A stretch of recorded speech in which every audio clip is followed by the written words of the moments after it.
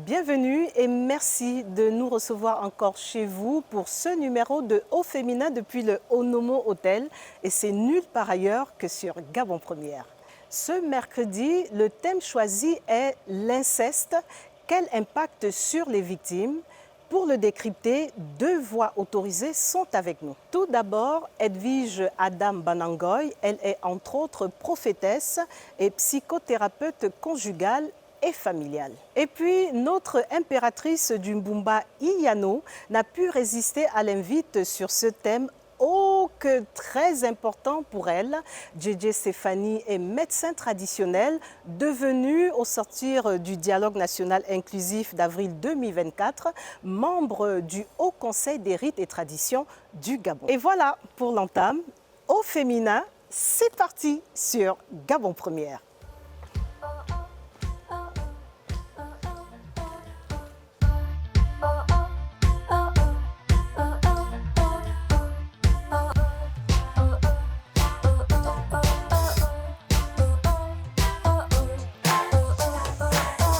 Et voilà, au féminin, c'est parti sur Gabon Première. Aujourd'hui, pour ceux qui nous rejoignent seulement, nous vous parlons de l'inceste.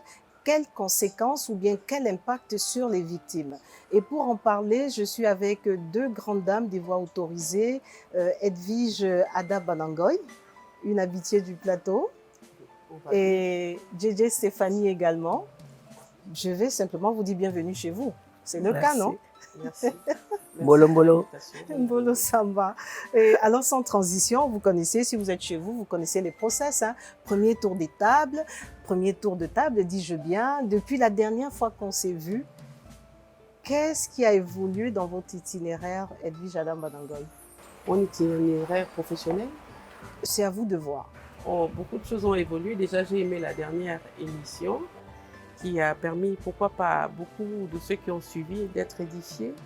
Il y a eu des éléments, on a apporté des éléments d'éclairage et d'édification pour les personnes qui ont suivi cette émission. Et pour moi, c'était quelque chose de positif. C'est d'ailleurs pour cela que vraiment je me familiarise avec ce merveilleux plateau, cette merveilleuse présentatrice avec des thématiques plus ou moins, j'allais dire, peut-être pas alléchantes, mais qui ont vraiment le mérite d'être discutés. On édifie la société, on éduque la société, on sensibilise.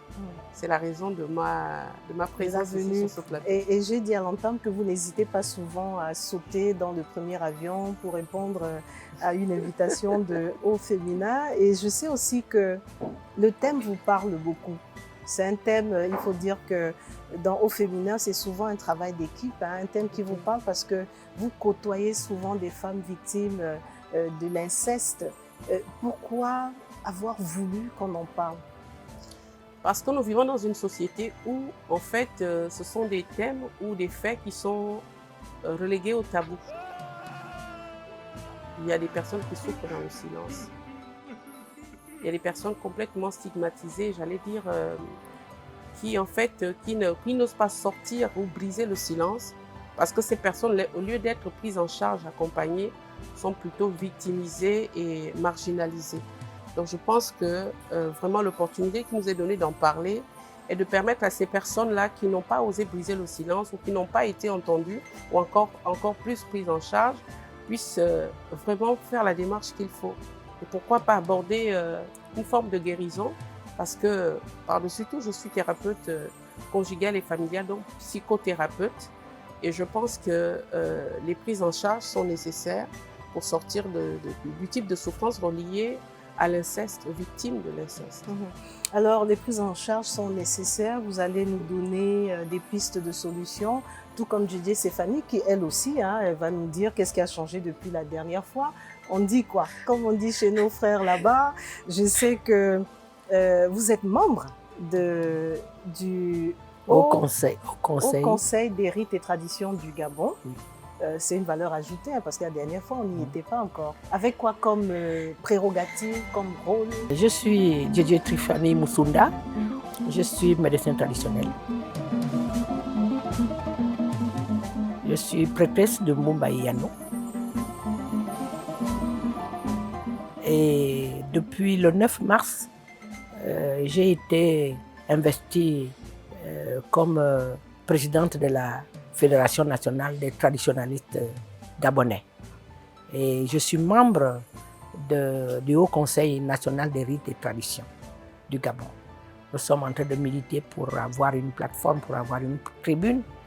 La tradition étant le socle d'une société, nous nous battons pour qu'il y ait un cadre formel et juridique pour qu'on ait quand même une place dans notre propre société. Et vous avez un point commun. Hein. Le thème aussi vous parle, parce que lorsque j'ai appelé maman DJ, c'est comme ça qu'on l'appelle familièrement, je lui ai dit, bon voilà, on souhaiterait parler de l'inceste. Elle me dit, ma fille, je serai là. Ouais. Pourquoi? Parce que j'ai un combat, le combat de toute une vie, essayer d'éduquer, d'édifier, de défendre les points de vue de tout un chacun des sans-voix. Et donc, je suis toujours prête à apporter une contribution pour essayer de réguler, de réparer, pourquoi pas consoler, parce que le thème sur lequel on va débattre aujourd'hui, c'est un thème très important où il y a des vies brisées.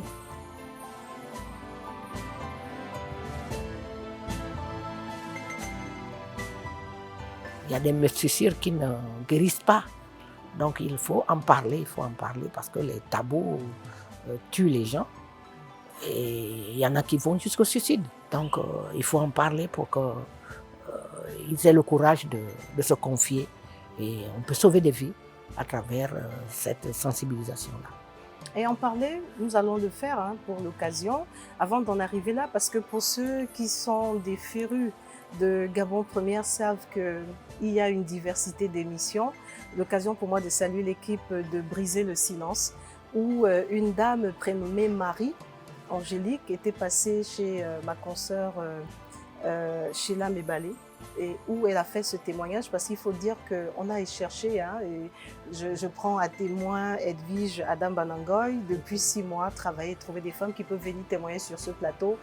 Il y a cette honte. Alors, notre plan B, c'était de parler à nouveau, de se servir de ces témoignages pour édifier les gens et pour que vous, en tant que spécialistes, chacune dans son couloir, nous édifie. Et comment aider ceux qui regardent, soit à s'en sortir, soit à en parler davantage.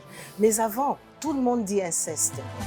Oui, l'inceste, oui, c'est une relation entre un parent direct et puis soit des enfants.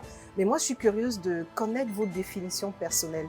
Pour avoir souvent côtoyé ces personnes, vous finissez par en avoir une, DJ Stéphanie. L'inceste pour vous, traditionnaliste que vous êtes, c'est quoi? C'est la sorcellerie. La haute sorcellerie. Lorsqu'un parent direct fait ça à son enfant, c'est puni par la tradition. Puni par la tradition. Et la tradition, c'est la sanction, c'est la mort. Parce que vous détruisez une société, si c'est par exemple c'est fait sur une fille, eh bien cette fille-là, elle peut ne plus enfanter, par exemple. Parce que ça s'est passé dans des conditions dramatiques. Donc, nous, dans la tradition, on arrête ça. On arrête ça. On vous fait des choses pas agréables. Mais là, ça fait peur. Hein. Ah, ça fait peur. Ça fait peur de dire que c'est la mort. Ça on pense que c'est Dieu qui donne et qui reprend. Ça se passe mais là, de moins en moins dans notre société c'est pour du dissuader aussi. Sud. Oui, c'est pour dissuader tous les délinquants qui voudraient, oui, toute tentative. D'accord, j'espère qu'ils ont compris, mais nous n'en sommes qu'à l'entame. Est-ce que pour vous aussi, c'est la sorcellerie, Edwige Jada? Déjà, le rapport sexuel, c'est quelque chose de très, j'allais dire, de très sacré. Et lorsqu'on parle d'insectes, ça nous ramène aux relations sexuelles entre proches. Entre proches parents, un père et sa fille, une mère son fils, un frère et sa sœur. Donc, c'est des relations qui sont dont le mariage est prohibé, c'est-à-dire qu'ils ne peuvent pas légaliser ce type de relation. On parle en droit pénal d'infraction sexuelle. Donc c'est vraiment quelque chose d'abominable. Et moi, je peux vous ramener à la Bible. Comme je suis une servante de Dieu, permettez-moi de m'appuyer sur ce passage biblique de l'histoire de Lot et ses 2 filles. Mais là, c'est le père qui avait été violenté par ses 2 filles. Pourquoi? Parce que les filles voulaient pérenniser n'est-ce pas, la descendance, et il n'y avait pas d'homme. Donc elles avaient fait boire leur père pour avoir des rapports sexuels, et de cette relation sexuelle, elles ont eu des enfants. l'un des fils s'appelait Moab. Et il y a cette nation de Moab, dont des Moabites, qui est appelée dans la Bible jusqu'à ce jour une nation maudite. Et nous connaissons l'histoire de Ruth, qui ne pouvait pas réussir dans la vie parce qu'elle était originaire de cette nation maudite par Dieu. Parce que l'inceste est une malédiction, c'est un mauvais sort, c'est une malédiction divine. Quand on dit divine, ça veut dire que c'est Dieu qui punit. Donc ce que dit cette maman J.J. Stéphanie, est fondé. Parce qu'on ne peut pas laisser des rapports sexuels, même lévitiques. Les lois que Dieu a établies dans Lévitique condamnent l'inceste. Dieu le dit très clairement qu'il ne peut pas y avoir de rapport sexuel entre une mère et son fils, entre un père et sa fille. Donc, pour revenir au cas que nous traitons spécifiquement, cet homme a posé un acte rituel. Et pour ceux qui n'ont pas vu ou qui n'ont pas suivi cette émission Briser le silence avec Marie-Angélique qui a témoigné il y a environ une année dans Briser le silence, je vais vous inviter à suivre un extrait de là où elle explique, on va dire, cette nuit noire qui donne des frissons. Suivant. J'ai vécu quelque chose qui est très dur.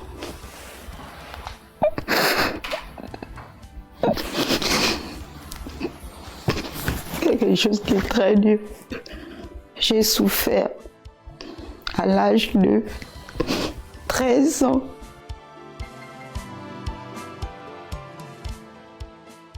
Je dormais dans ma chambre avec mes petites sœurs.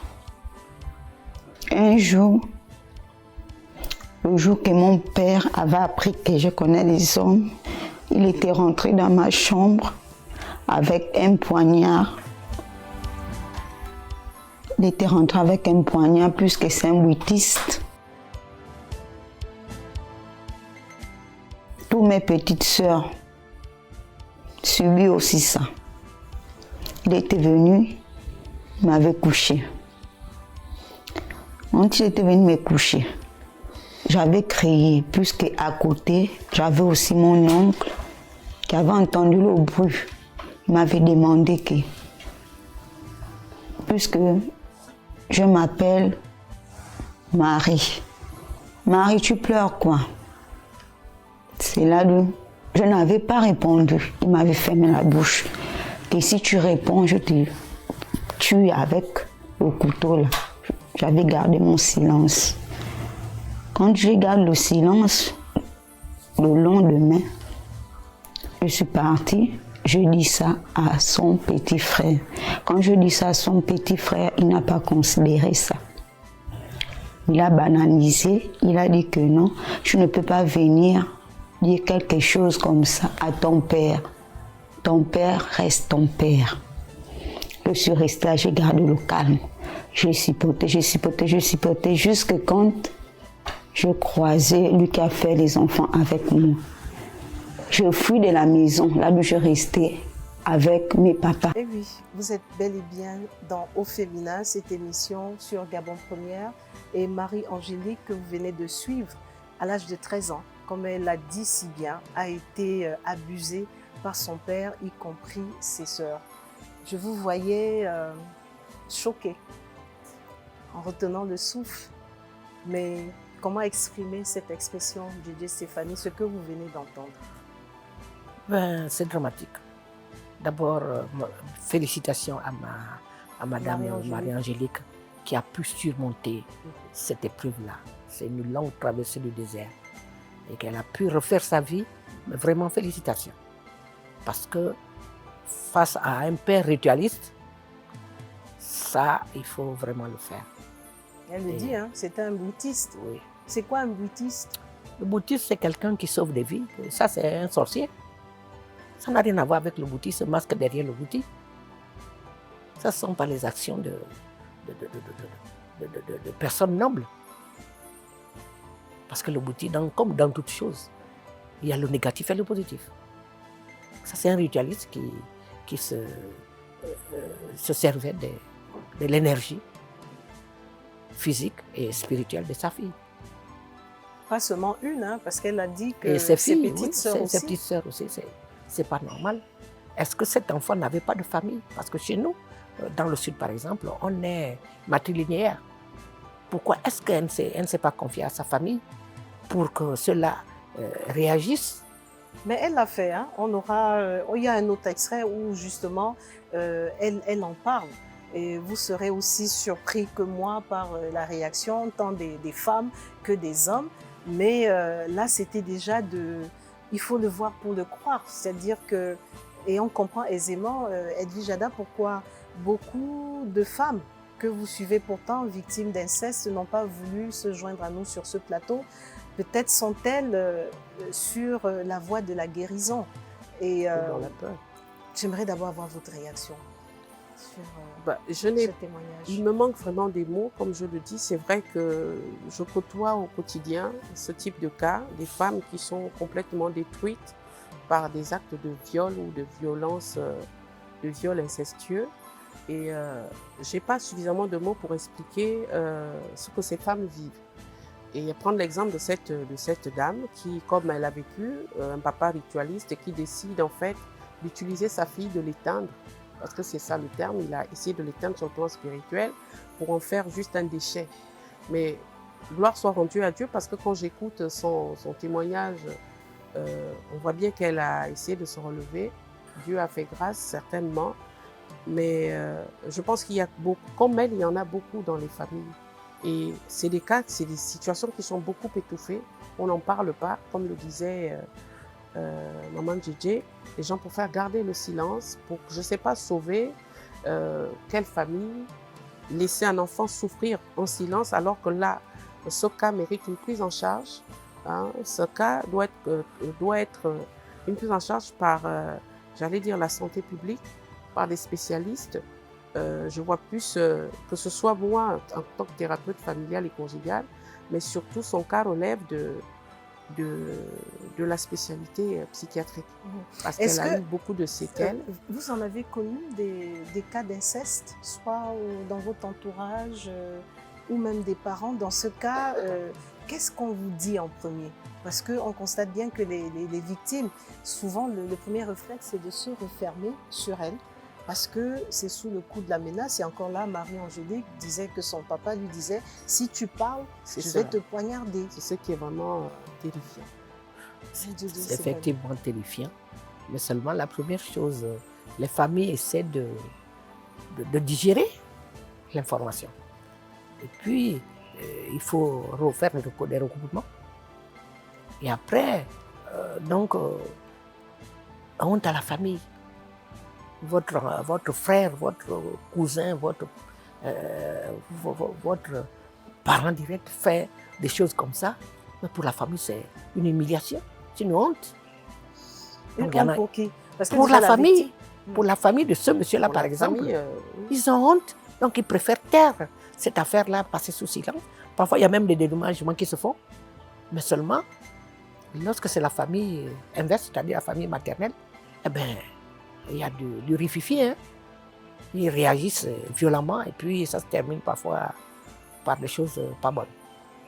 Et ce qui est frappant, c'est que ce n'est même pas... Parce qu'on essaie de comprendre qu'est-ce qui peut pousser un père à abuser de sa fille. Ce monsieur est pourtant marié. C'est quoi l'excès de libido Non, pas du tout. Comment l'expliquer? Je n'arrive pas à comprendre. Mais comme c'est bien dit, un ritualiste, c'est quelqu'un qui exerce un pouvoir mystique et qui a besoin effectivement des proies pour s'alimenter. Il s'est alimenté spirituellement et physiquement sur sa fille, mais c'est un sacrifice en un mot. Elle aurait pu ne pas avoir une vie, elle aurait pu peut-être même mourir, parce que de cet acte résulte tellement de souffrances, tellement de, j'allais dire, de conséquences psycho-traumatiques. Donc elle aurait pu en rester, beaucoup en restent. Beaucoup finissent par, à force d'anxiété, de dépression, choisir de se suicider. Et comme elle a si bien dit, la société décide de rester muette. Parce que c'est des cas, c'est des choses qui peuvent démanteler toute une famille. Donc il faut sacrifier la victime. Et voilà, pour sauver ce qui reste de la famille. Et surtout quand c'est un paternel, c'est quelqu'un qui a l'autorité, qui est peut-être le chef de famille, qui est celui qu'on respecte et qui plus est, ritualise a certains pouvoirs pour aveugler. Parfois, le silence est dû au fait qu'il a fait des choses pour qu'on n'en parle pas. Même les victimes elles-mêmes sont mises à... Voilà, sont complètement aveuglées. Et alors, on va suivre un autre extrait tout à l'heure où justement, vous ne croyez pas si bien le dire, elle fait référence un peu à l'entourage. Elle s'est tournée vers sa belle-mère parce qu'il faut dire que le papa de Marie-Angélique et sa mère étaient séparés. Il a refait sa vie avec une autre femme. Elle s'est retournée, j'imagine, hein, comme en recherchant cet amour maternel vers sa deuxième maman pour lui expliquer ce qu'elle venait de vivre ou de subir avec ses petites sœurs. Vous n'en croirez pas sa réaction. On va à nouveau écouter Marie-Angélique qui justement nous explique où elle est allée frapper pour trouver du secours ou bien un tant soit peu, un moment d'écoute et de compassion. Celle qui m'a mise au monde, elle est ici. À Libreville. Voilà, elle est ici à Libreville. Maintenant, là-bas, à Port-Gentil, je vivais avec la femme de mon père. Et votre père? Voilà. Je suis partie aussi dire même à sa femme, puisque c'est pas ma mère, donc elle n'a pas considéré. Elle a aussi dit, pourquoi tu peux venir mentir sur ton père? Beaucoup de choses qu'ils ont parlé, ils ont fait la réunion. J'ai pris mes deux pieds là, j'ai fui. J'ai dormi que dehors, partout, j'ai fait 2 semaines, j'ai dormi dehors. Quand j'ai dormi dehors là, voilà comment je me suis croisée avec le père de mes enfants là. Lui aussi, il m'a pris, il m'a amené chez lui. J'ai resté maintenant chez lui. J'ai resté chez lui. Sa mère aussi m'a épaulée. Parce que je l'avais expliqué ça. Elle m'a épaulée. Jusqu'à quand j'avais pris le numéro de mon père, j'avais donné à ma belle-mère. On avait appelé. C'est là où ma belle-mère avait dit que tu ne peux pas sortir ta fille. Ça, c'est une malédiction.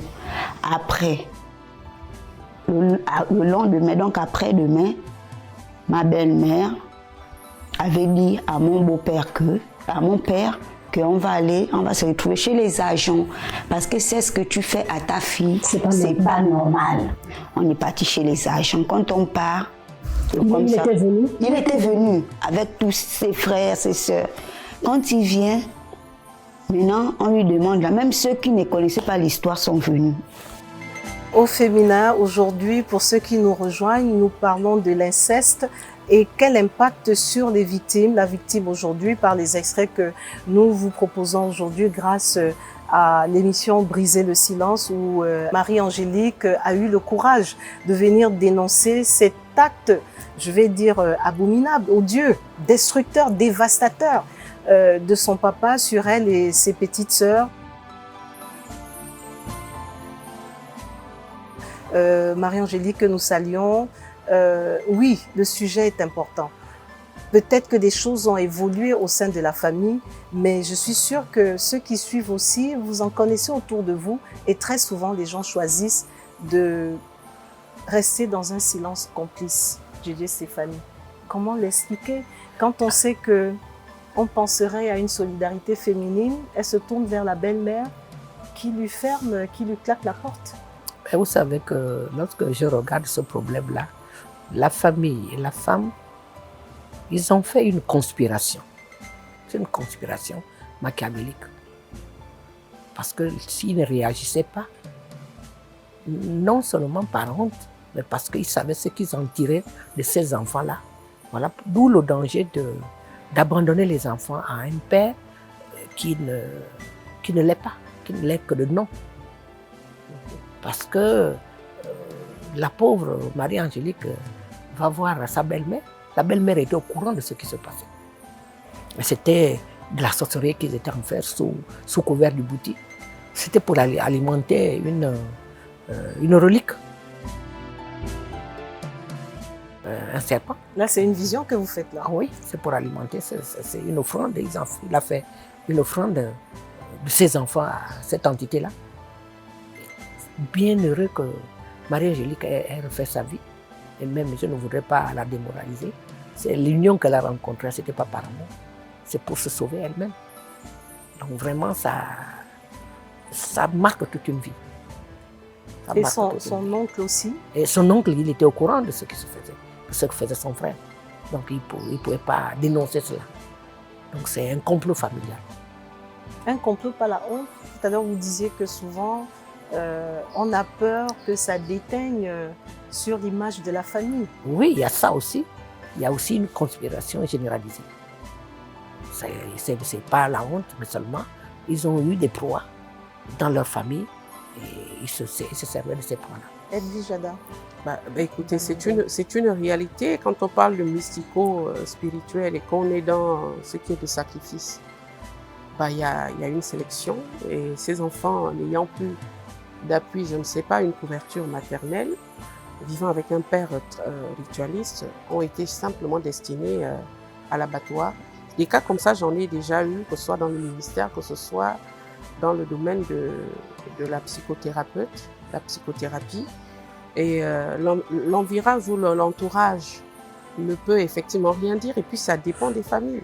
Là, elle a bien redéfini, restructuré le type de famille à laquelle appartiennent ces enfants qui ont fait l'objet d'un sacrifice.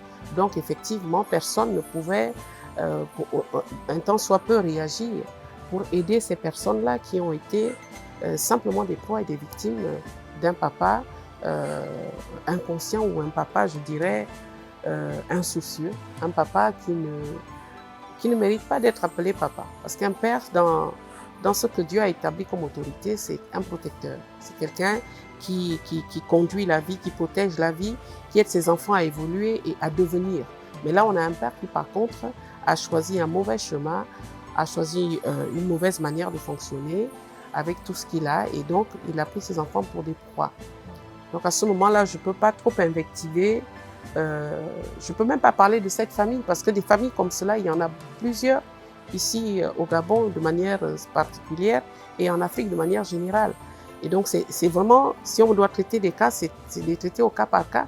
Si je parle de l'exemple d'une fille qui a été victime d'inceste de son père et qui avait pour mère une sorcière reconnue, qui s'est vue arracher son enfant. Ça dit qu'on a des cas, on vit dans une société où il y a vraiment des faits divers, des cas juste, on dirait, qui sortent, c'est rocambolesque, digne des films d'horreur innommables.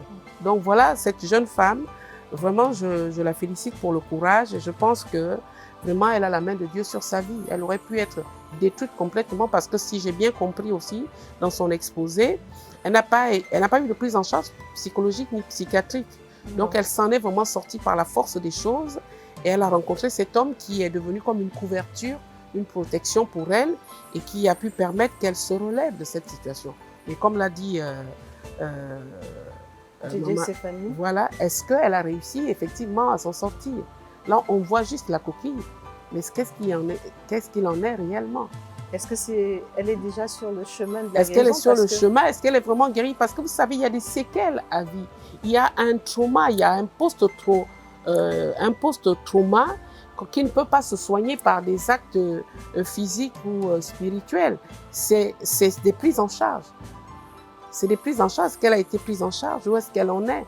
C'est-à-dire, si on questionne cette jeune fille, si on pratique une psychothérapie sur elle, vous allez vous rendre compte qu'elle n'est totalement pas sortie de là. Elle vit dans la peur. Son mari pourra dire qu'elle ne dort pas assez bien, qu'elle fait des cauchemars, parce que la figure paternelle est toujours présente. Est toujours présente en elle.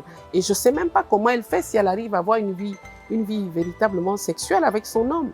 Ils ont des enfants, mais après... Ils ont réussi à avoir des enfants. Mais bon, ça n'explique pas tout. Ça n'explique pas tout. Oui. Je pense qu'elle subit la vie, elle est juste une victime. Et ça, pour le reste de sa vie. Alors, pour le restant de sa vie. Ce genre de personnes, DJ Stéphanie, est-ce que, là, on constate, vous parlez d'actes diaboliques, comment dire ça, est-ce qu'on peut les soigner? Est-ce qu'ils peuvent s'en sortir? Si oui, comment? Ben, on les soigne. parce qu'il faudrait que cette dame-là revienne vers les fondamentaux, c'est-à-dire qu'aller se confier, par exemple, aux femmes du Ndjembe, qui peuvent la soigner, parce qu'elle doit se soigner, parce que cette malédiction se perpétue, même plombe même sa vie conjugale, parce que le mari se plaint que ça ne va pas, rien ne va, il est menacé de mort, il subit toutes les injustices. Il ne faudrait pas que ça continue, parce que sinon, la vie, cet homme-là, un beau jour peut aussi changer et puis la laisser tomber. Il faudrait que ça apporte la lumière là-dedans, il faudrait qu'elle aille dans une église, elle aille chez nous les thérapeutes, pour se soigner psychologiquement. Spirituellement, elle doit se soigner parce qu'on a fait des choses sur elle. Ce n'était pas des gestes, des coïts innocents. Et on a fait des dépôts sur elle. Donc elle doit se soigner psychologiquement et profondément, elle doit se soigner pour qu'elle ait une vie stable. Pourquoi même pas changer de ville, changer de lieu? Elle est coincée à Port-Gentil, pourquoi? Non, elle est partie de Port-Gentil. Elle a fugué. Oui. À un moment, c'est comme ça qu'elle rencontre son homme, parce que dans l'extrait là qu'on a écouté, la belle-mère n'a pas été d'une oreille attentive, son oncle non plus. Dieu aidant, et là, avec ça, moi, je crois aux anges gardiens, parce que là, elle rencontre un monsieur qui la prend sous son aile, elle fugue. Elle est obligée, c'est-à-dire qu'on peut même parler là de mariage précoce, parce que quand elle fugue, elle n'est pas encore majeure. Elle rencontre un homme qui la reçoit, et c'est la mère de ce monsieur qui lui accorde une oreille attentive, et qui, comme vous avez suivi, elle est allée, même, on peut parler d'affront, elle a osé aller rencontrer le papa de la fille pour le conscientiser. Mais ça a été peine perdue. Et moi, vraiment, moi, ce qui m'exaspère, très souvent, ces silences complices, c'est toujours la femme. Parce que, encore une fois, au risque de me répéter, la femme est censée protéger. L'homme, oui, il protège, mais la femme, c'est la mère poule. Edwige Adam Banangoy, vous recevez souvent ce type de cas. Est-ce que parfois vous recevez aussi ces femmes qui parfois sont obligées de garder le silence au nom de soit ne pas perdre certains avantages, soit peut-être aussi elles sont menacées en disant si tu parles, est-ce que c'est le cas? J'aimerais que vous réagissiez au ressenti. Je pense que pour ce cas présent, ce cas dont nous parlons, la femme, si le mari est ritualiste, il n'a pas épousé n'importe quelle femme. Il y a une femme qui l'accompagne dans son exercice. Ça veut dire qu'ils sont complices, même sur ce plan-là. Ça devient une équipe. C'est une équipe le plus souvent. Et vous savez, dans le cadre du mariage, j'ouvre cette parenthèse pour dire que les hommes ne se marient jamais avec n'importe qui, surtout quand c'est des hommes qui ont ce type d'ambition mystico-spirituelle, d'élévation. Ils ne vont jamais se marier avec une femme qui n'a pas déjà des prédispositions. Donc, je veux dire par là que cette femme est forcément complice de son mari et qu'elle ne pouvait pas faire autrement que de garder ce silence complice.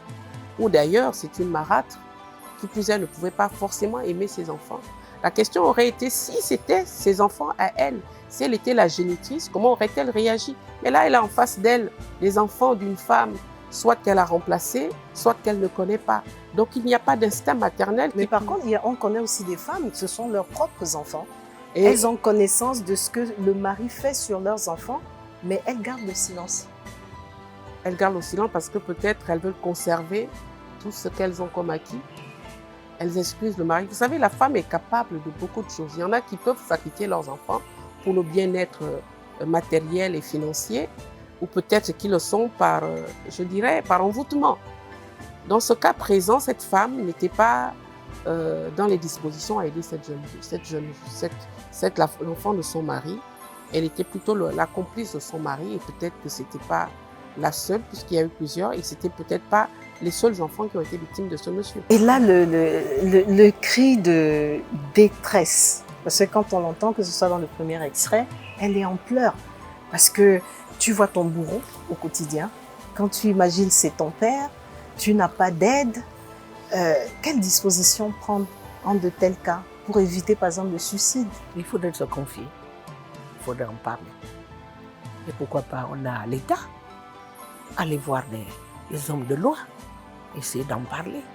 Parce que toute seule, on ne peut pas. Elle ne pouvait pas. Mais seulement, face à cette conspiration contre elle, il fallait bien qu'elle se lie quelque part. Et qu'elle trouve des supports. Mais seulement, il faudrait qu'elle aille, par exemple, trouver les hommes, les traditionalistes, pour qu'elle purifie non seulement son mental, mais qu'elle purifie son esprit et son âme. Mais en tant que traditionnaliste, parfois on a l'impression, Edwige Jada Van Langen nous rappelait encore en faisant référence à la Bible, où même dans la Bible on parle d'inceste. Dans la tradition, on a l'impression que ça a souvent existé. Parce qu'il est connu, hein, dans certaines familles, vous allez voir, il n'est pas rare de trouver au nom de l'infertilité ou que sais-je encore, vous voyez de quoi je veux parler, qu'on a souvent pratiqué ça. Mais l'inceste, pourquoi au niveau traditionnel, on l'a souvent pratiqué, ça n'a pas été dénoncé, mais on a l'impression que ce sont les générations actuelles qui, elles osent. Et c'est là où parfois certains parents et grands-parents vous rappellent qu'il y avait déjà eu telle ou telle chose. Oui. Dans la tradition, est-ce que c'est toléré dans certains cas? C'est pas toléré. Je vais vous parler d'une situation que j'ai vécue personnellement. Il y a des nièces qui sont venues en vacances, j'étais à Port-Gentil, qui nous ont confié, il y a mon cousin qui était là-bas aussi, que leur père leur faisait des accouchements. On est descendu à Libreville, on a amené la famille, on a investi leur domicile là-bas. Eh bien, tiens-toi bien, c'est notre parente qui nous a invectivés, vous ne pouvez pas savoir, qui nous a injurés copieusement, que c'était possible, ce sont ses enfants, qu'il a pris des responsabilités face à la famille, qu'on n'a pas lui indiqué des comportements, tout ça. Et nous, qu'est-ce qu'on a fait? On a travaillé, on est allé dans les maquis, on a travaillé, on a fait ce qu'il avait à faire. Et ces enfants-là aujourd'hui sont des grandes femmes dans des administrations et compagnie. Là, on a protégé ces enfants-là. Là, nous parlons beaucoup de l'inceste pratiqué sur les jeunes filles. Est-ce qu'il en existe aussi sur les garçons? Est-ce que les garçons sont aussi victimes d'inceste? Eh bien, évidemment. J'ai un neveu qui avait été violenté à 8 ans. Jusqu'à aujourd'hui, il a 49 ans. Eh bien, il n'accepte pas qu'on le touche. Même violenté par qui? Par sa mère ou son père? Par une tante, par la soeur de son père. Il était puceau? Mais il n'avait que 8 ans. Il n'avait que 8 ans, il était parti en vacances. On l'a violenté aujourd'hui. On ne peut pas le toucher. On ne peut pas le toucher. Et il a horreur des femmes. Heureusement, Dieu merci, il n'est pas homosexuel. Voilà, c'est la question que j'allais poser. S'il a horreur des femmes, est-ce à dire qu'il a changé de Les hommes, les femmes, il ne veut pas. Il n'aime pas qu'on le touche. Il est tout seul dans son coin. Donc vraiment, c'est un cas. Qu'est-ce qu'il y a lieu de faire dans son cas? Vous qui êtes médecin traditionnel, n'avez-vous pas trouvé une formule ou un médicament pour le sortir de cet enfer? Je me propose en 2025 là, de réunir une partie de la famille pour trouver une solution. On ne va pas laisser comme ça, sans femme, sans enfant, à 50 ans. C'est quand même un échec familial. On a besoin qu'il impacte un peu son passage sur Terre. L'importance de l'écoute, ou bien je ne sais pas si vous en connaissez aussi des non, jeunes mais garçons. les cas sont nombreux. Mais est-ce que vous savez, l'insecte se pratique dans pratiquement toutes les familles, je ne vais pas dire seulement africaines. Vous savez, lorsqu'il y a beaucoup d'enfants dans une cour, de cousins, de frères et sœurs, des jeux de papa et de maman, il y a une forme d'insecte qui se pratique entre eux, qui n'est peut-être pas connue des parents. C'est-à-dire qu'on a comme couche sociale, comme fondament, fondation familiale dans la plupart des familles qui est incestueuse. Il y a des fondations familiales, et j'ai pu traiter ça il n'y a pas longtemps dans une thématique. Il y a des fondations familiales incestueuses où les enfants se touchent entre eux. ont des rapports sexuels entre eux. On n'en parle Mais pas là, parce on que c'est vrai. incrimine souvent la télévision. Oui, mais de parce ce que nous diffusons, parce qu'on dit la télé aussi est pour quelque chose. Mais On ne choisit plus les films comme présents et même certains dessins animés. mais je eux, pense ils pas. voient, on peut supposer qu'ils regardent, ils voient ce qui se C'est passe. pas seulement la télé. Je pense que c'est le manque d'attention et surtout de sensibilisation des parents.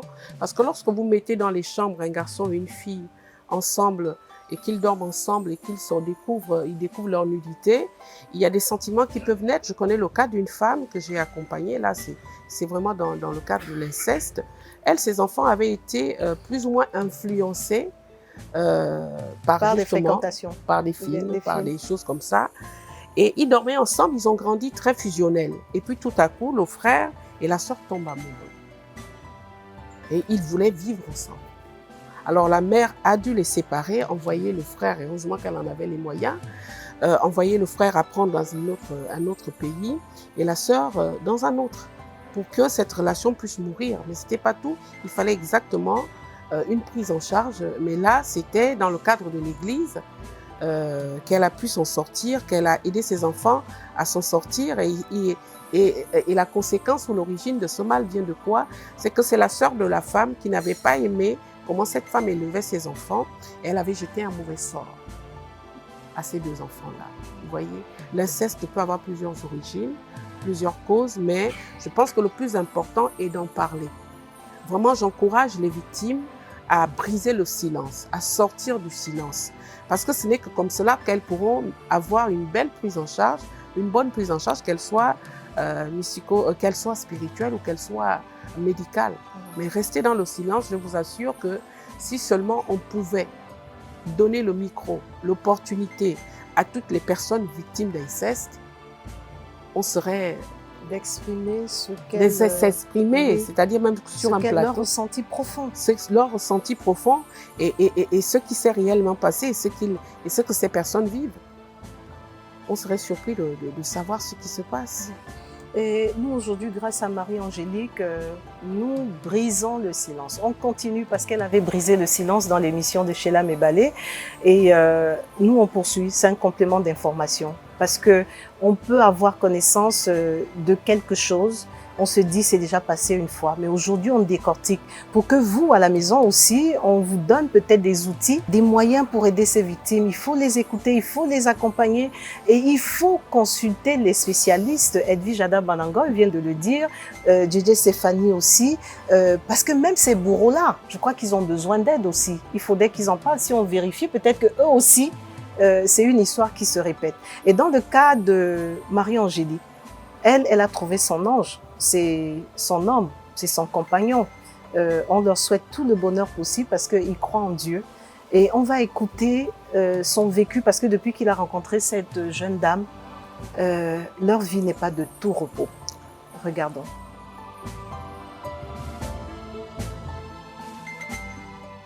Par rapport à ses inquiétudes, tout ça, j'étais obligé de lui fortifier toujours pour qu'elle ne soit pas triste, abandonnée par elle-même. Je me suis dit, c'est quelque chose de grave parce que c'est une inceste. C'est une inceste, c'est un péché impardonnable aux yeux de Dieu. Donc il fallait vraiment, j'ai tout de suite pensé que Dieu m'a suscité, c'est pour lui sortir de cette situation-là. Parce que depuis que j'ai connu cette fille, malheureusement, on ne vit que des échecs. On ne vit que des problèmes en problèmes. Nous sommes menacés, des préméditations graves. Je ne sais pas que je pourrais peut-être énumérer ou pas ici. Des préméditations graves contre ma personne à cause de cette fille-là.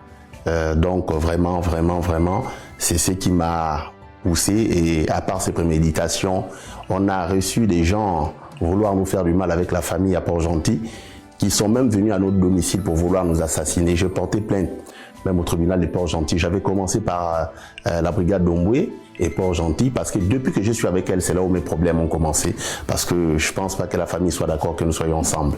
Okay. Je tiens beaucoup à rester parce que je me dis que si le Seigneur m'a envoyé pour lui sauver, lui délivrer, parce que Dieu suscite toujours quelqu'un pour sauver quelqu'un, donc je ne peux pas l'abandonner, je ne peux que persévérer dans cet élan-là, afin que la lumière soit faite dans cette histoire qui vraiment nous traumatise tous les deux avec les enfants. On n'a pas la stabilité à cause de ça. Et nous acheminons petit à petit vers la fin de ce numéro de Au féminin consacré au thème l'inceste. Quel impact sur les victimes? La victime dont on vous parle, que vous écoutez, c'est Marie-Angélique qui a témoigné dans un autre cadre et on a jugé utile de faire un décryptage à partir de ces propos-là. Et vous avez suivi là son compagnon qui, lui, il dit depuis qu'il a rencontré cette fille, il n'a pas de repos, je vais essayer de... Parce que j'ai noté quand même, c'est traumatisant. Dieu, depuis que j'ai connu cette fille, on ne vit que des échecs. À cause de cette fille, on a reçu des menaces. Il dit même déjà, cette fille, je ne sais pas comment vous allez interpréter ça, depuis que je suis avec elle, c'est là que mes problèmes ont commencé parce que, comme elle le dit, il vend des vêtements. Et quand il dit que ses problèmes ont commencé, est-ce à dire qu'il ne vend plus ses vêtements, plus rien ne marche dans sa vie, on n'a plus de stabilité à cause de ça. JJ Stéphanie. C'est la sorcellerie un peu. Donc lorsqu'on est victime de sorcellerie, il faut aller chez les tradithérapeutes. Il faut aller là-bas pour trouver la solution. Il faut enlever cet envoûtement. C'est un envoûtement. C'est un mauvais sort. Donc il faut enlever ça.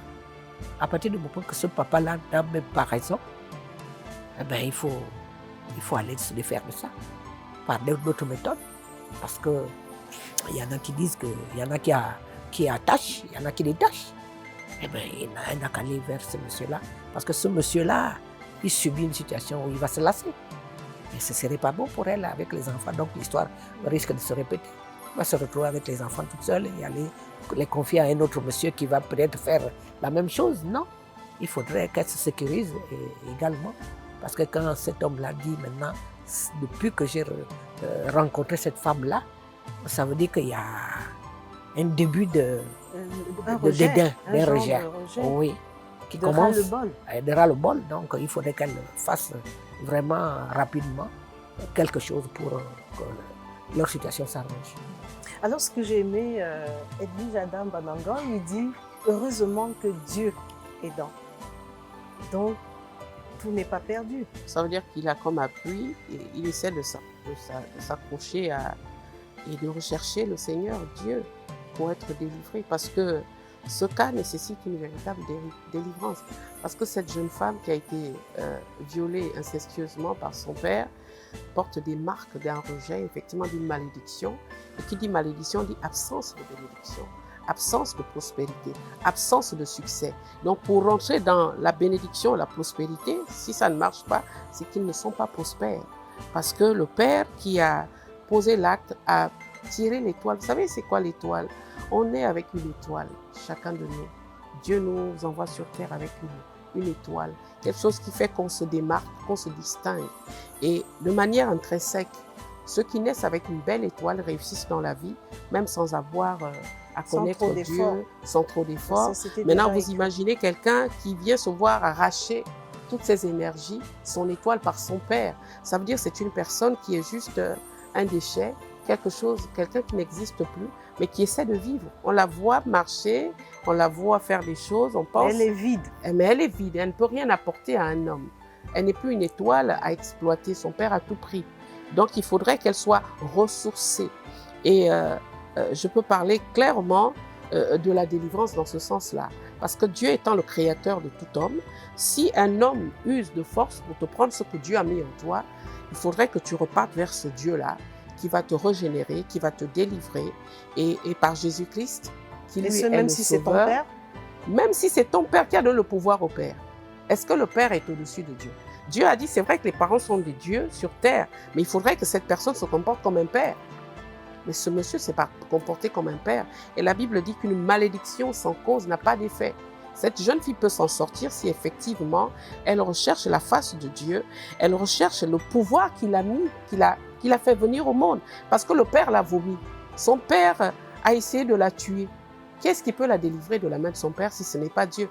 Et qui peut délivrer de la malédiction si ce n'est pas Dieu? C'est Dieu qui délivre de la malédiction.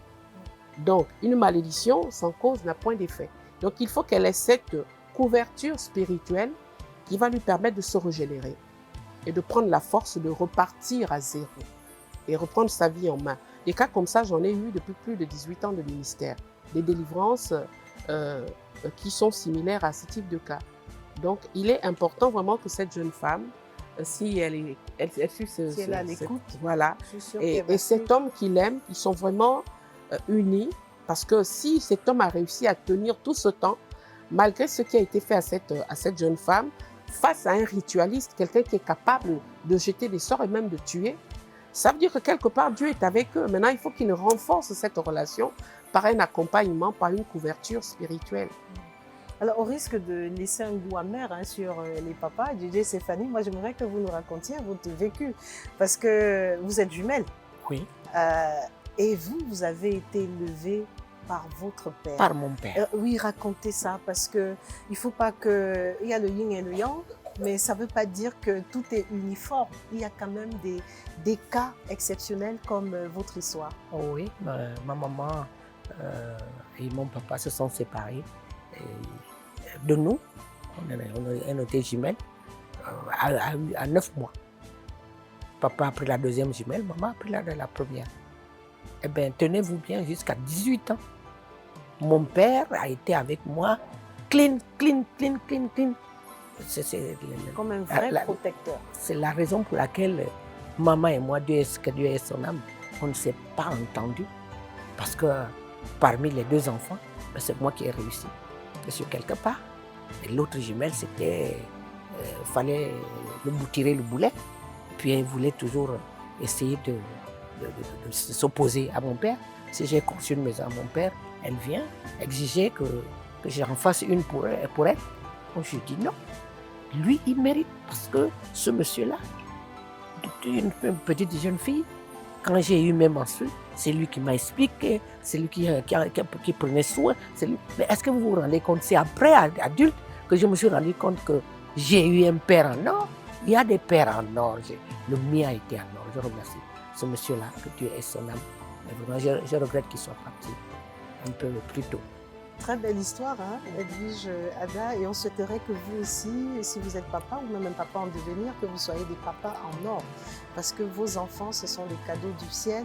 Ils ne sont pas là, ils ne viennent pas sur terre pour être déroutés ou être détournés de la voie qui a été tracée par Dieu. Vous êtes David. Non, mais c'est clair. Moi, j'ai eu un papa en or.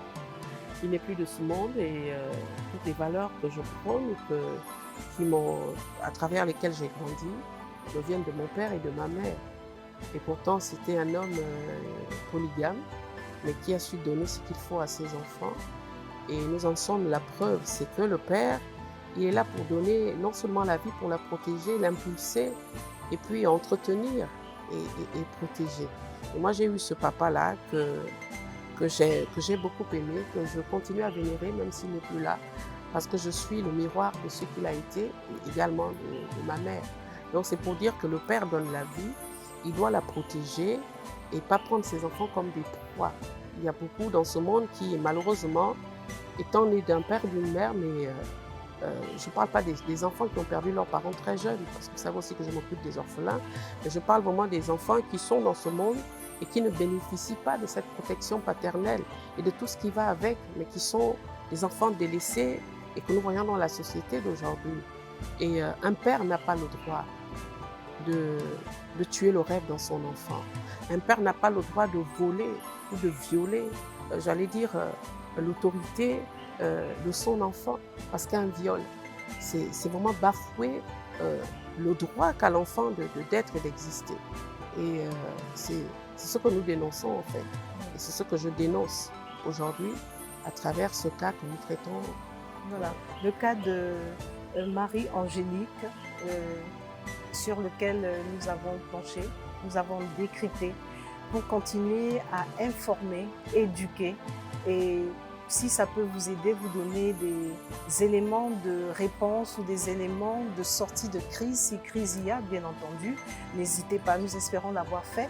Et avant de vous séparer, avant de nous séparer, c'était la cerise. Je voulais que vous fassiez ces témoignages-là parce que tous les hommes ne sont pas pareils. Il y a des papas en or, en témoignent mes deux invités du jour, mais il y a des papas comme celui de Marie-Angélique. Nous espérons, il n'est jamais trop tard. Hein. On peut toujours changer. Mais comment? Elles vous ont donné des biscuits. Alors, on va passer un jingle et vous allez donner des conseils pratiques. Nous avons assez décrypté, mais je voudrais vraiment que vos conseils s'orientent vers ce couple qui nous a permis d'échanger sur ce thème, l'inceste, quel impact sur les victimes. Que Marie-Angélique, quoi qu'il arrive, que peuvent-ils faire? Parce que l'homme aussi, on l'a dit, il peut déchanter. Est-ce que c'est son karma? On n'en sait rien.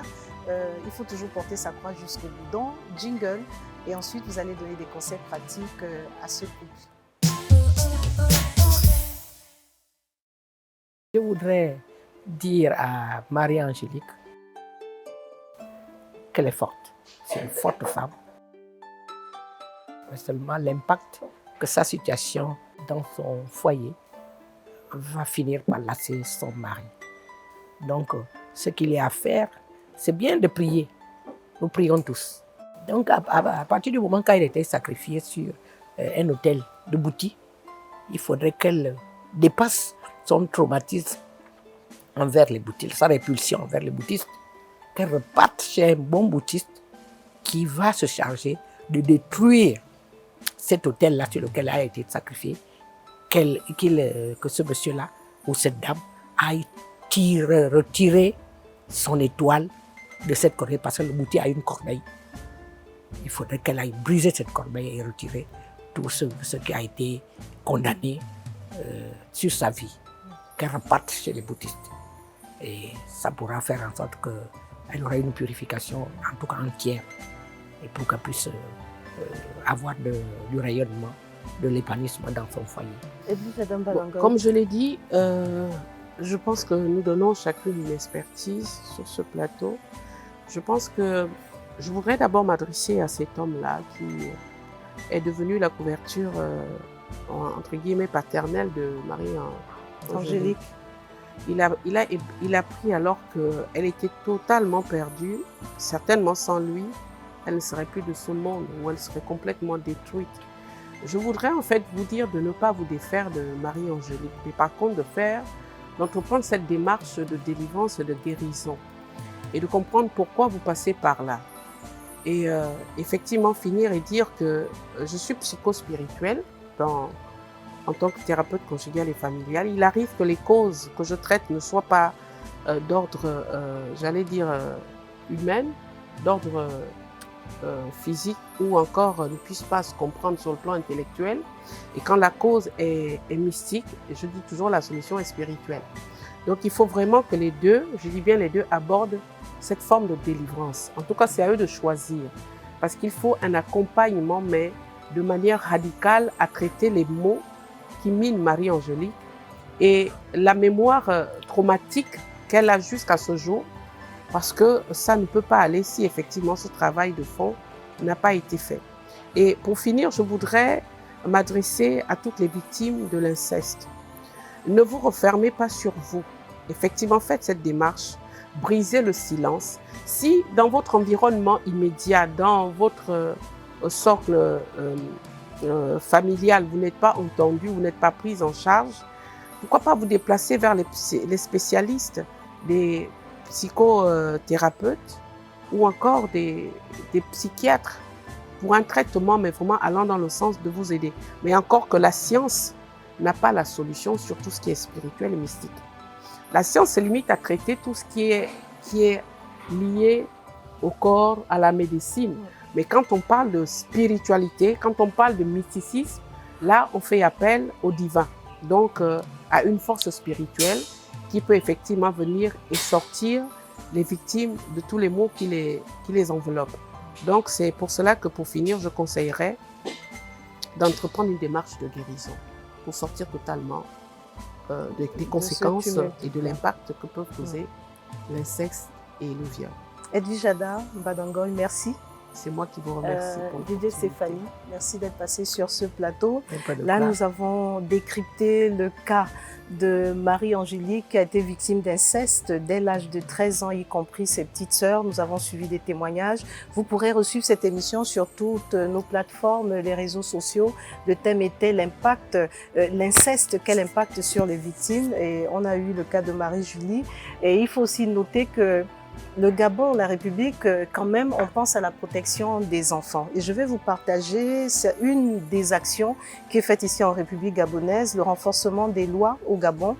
Il y a la loi organique, dis-je bien, numéro 003/2018 du 8 février 2019 qui porte code de l'enfant en République gabonaise et qui prévoit des sanctions. Si au niveau traditionnel ça marche pas et autres, mais déjà aussi vous avez des droits, il faut savoir vous protéger. Donc ce code de l'enfant en République gabonaise prévoit des sanctions sévères pour les auteurs d'inceste. Il faut que vous le sachiez parce que on est responsable des actes posés. De plus, le numéro, il y a aussi un numéro vert. Si vous n'avez personne, vous n'avez pas une oreille attentive, il y a un numéro vert qui existe, le 1412. On va l'afficher à l'écran, je répète, le 1412. Il crée des facilités de signalisation. Vous pourrez dénoncer des personnes incestueuses.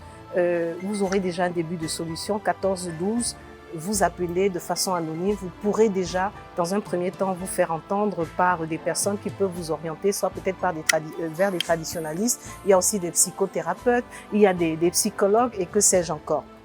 Merci à vous à la maison de nous avoir acceptés chez vous. Nous venons toujours sans rendez-vous et vous le faites si bien. L'équipe se joint à moi pour vous dire merci. Merci au Nomo Hotel. Nous vous retrouverons dans 15 jours, mais avec une autre histoire. Mais en attendant, avant qu'on ne se sépare, puisque c'est le début d'année, qu'est-ce que vous avez envie de souhaiter à vos proches pour cette année 2025? DJ Stéphanie. Je souhaiterais beaucoup plus à ma corporation, à la FENATRAG, un bon épanouissement et une bonne entente et que le travail continue et que personne ne se décourage parce que c'est fastidieux ce travail-là. On va se battre pour avoir une tribune, on va l'avoir parce que un combat divin n'est pas vain. Voilà.